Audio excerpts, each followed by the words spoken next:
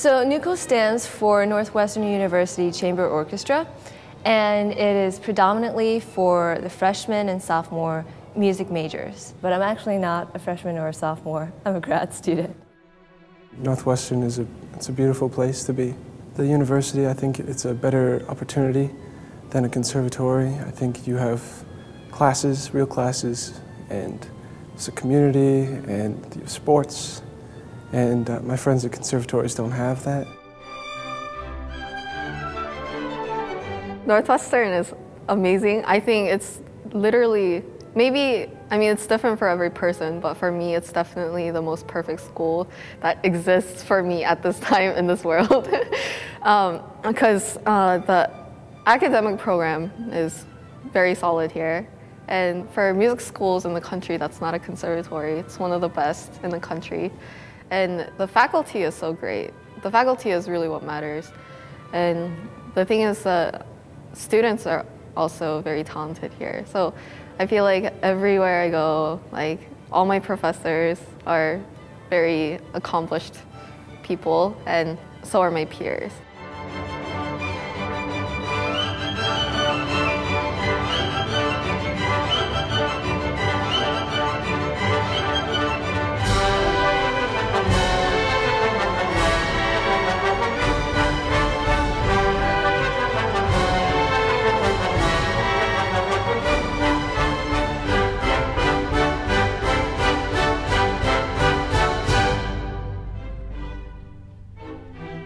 Well, I always adored Dr. Hasty. I've been in an orchestra with him before in my undergrad, and my impression of him was that he's very dedicated to music. I always look forward to the rehearsals because, well, Dr. Hasty is just a fun conductor, and it's great to be able to play with other musicians that are as passionate about music as you are.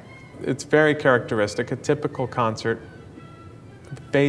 Basic concert is an overture, a concerto, and a symphony. And that's pretty much what this is. This month in November, the opera department is going to be performing Barber of Seville. So I just thought that would be a great way to kind of preview the season. I was familiar with the tune because it's so famous, but I actually had never heard it performed or played it myself. It reminds me of Looney Tunes, seeing Bugs Bunny from when I was a kid. And I practically knew it all from memory before we played it even. I think it really balanced the program out and just kind of a humorous feel at the same time. And it's a lot of fun. It's a great way to get the concert started, I think.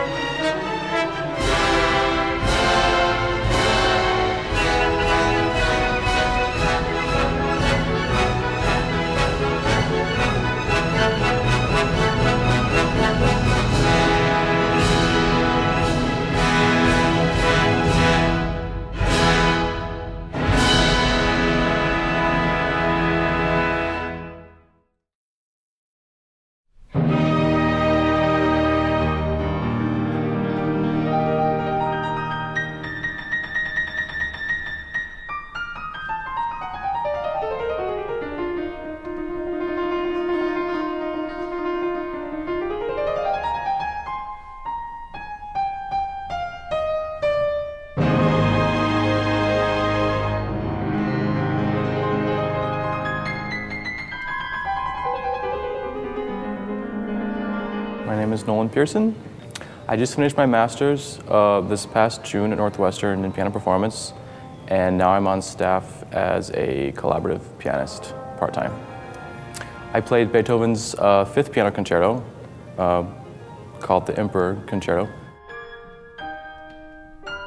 This is a piano concerto that I think every pianist knows that they ought to play and probably wants to play. It's one of the big standard works. But it's a piece that speaks to me because it's so, it's just very elemental and very much about energy and structure and large-scale broad strokes. Even Beethoven had trouble playing this piece. A lot of it had to do with the fact that he was losing his hearing at the time. And so after he composed this piece, it sat there for a while, and because Beethoven was an excellent pianist himself, but he couldn't play it. So his student, Carl Czerny, was the first to actually perform it. Beethoven actually never got to perform this piece.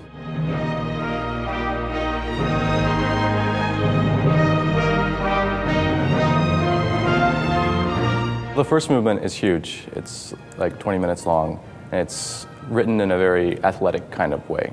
It opens with a 1 chord, and then a 4 chord, and then a 5 chord, which are embellished by florid piano cadenzas. So it just sets out right from the beginning what classical music is about and what a piano concerto is about, I guess. It's about the interplay between the orchestra and the piano. And I'm particularly interested in new music these days. And I think that this is a piece that remains fresh and relevant to today's audiences.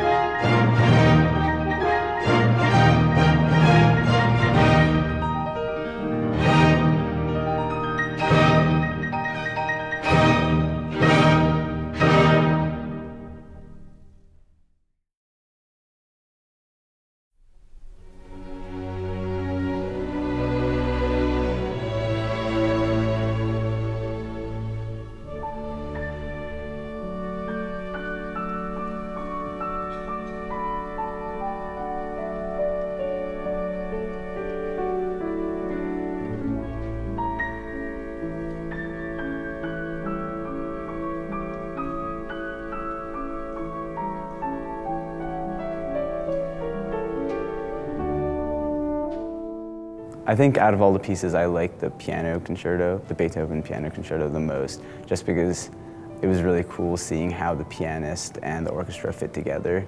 Whenever you perform a concerto, you're basically the accompanist. So when you conduct a concerto, you're put in two different positions. You're there to follow, but you're also there to lead. You're the conduit between the actual accompaniment, which is the orchestra, and then the soloist. Well, I think for a lot of people, the second movement is the highlight of this concerto. I mean, it's just very emotionally immediate, and yet it's very simple. I think the BBC voted this piano concerto the most popular piano concerto of all time. And I'm pretty sure that's because of the second movement, just because it's such a nice piece of music. I actually know Nolan back from my piano days, and yeah, when I found out that he was going to play with Nuko, I was so excited because now I'm kind of on the other side of the spectrum. You know, I'm performing with him on another instrument. I thought he did really well. I was surprised of his rendition of Beethoven. I think Nolan's performance was great. It's a really beautiful work, and what I really like about the second movement is the second movement is just, it's like a predominant section to the last movement. It's just waiting until we get to the end. I did feel very relaxed and comfortable, and sort of like I was in a co-equal position with, maybe with the conductor, and you know, trying to drive the piece and just propel the motion of the music. Beethoven was wonderful, and I love just being able to hear him play right next to me. And just being able to sit there, just interaction is much easier. But the thing is, even though we're accompanying him and we're performing at the same time, you're also being an audience member, just listening the entire time you're playing. And it was just a wonderful experience because he's an awesome pianist, and it was a fun piece to play. I think he really drew the audience into his little world, and I thought that was really exciting. Even though I was also on stage with him, I can feel, his passion for this piece. And Nolan was absolutely terrific. Very musical, very expressive, very talented, beautiful technique, and a wonderful collaborator.